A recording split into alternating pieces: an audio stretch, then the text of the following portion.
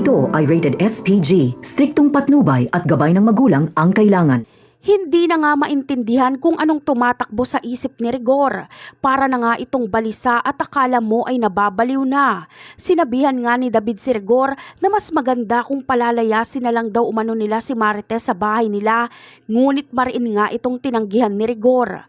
Ayon kay Rigor ay hindi niya umano hahayaang maging masaya si Marites dahil habang nasa bahay nila ito ay gagawin niyang impyerno ang buhay nito.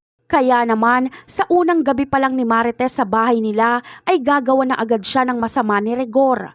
Habang tulog nga si Marites ay bigla siyang gagahasain ni Rigor. Bagamat mag-asawa sila ay hindi naman gusto ni Marites ang gagawing ito sa kanya ni Rigor dahil sapilitan ito at puwersado siya. Kaya naman, dahil sa ginawang ito ni Rigor ay manlalaban nga si Marites at hihingi siya ng tulong. Magsisisigaw siya hanggang marinig siya nila Tinding at Roda. Hindi naman mag-aaksaya ng oras itong sila Tinding at agad silang gagawa ng aksyon para matulungan si Marites. Kaya naman, maililigtas nga si Marites sa tangkang panggagahasa sa kanya ni Rigor. Ngunit sa ginawang ito ni Rigor ay muli ngang manunumbalik kay Marites ang trauma niya sa nakaraan. Maaalala niya nga din ang ginawa sa kanyang panggagahasa ni Ramon noon.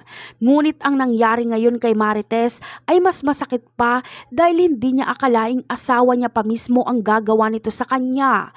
At sa oras na malaman ni Ramon ang ginawang ito ni Rigor kay Marites ay siguradong gagawin niya ang lahat, mapagbayad lang si Rigor. At yan ang aabangan natin sa susunod na episode. Bye!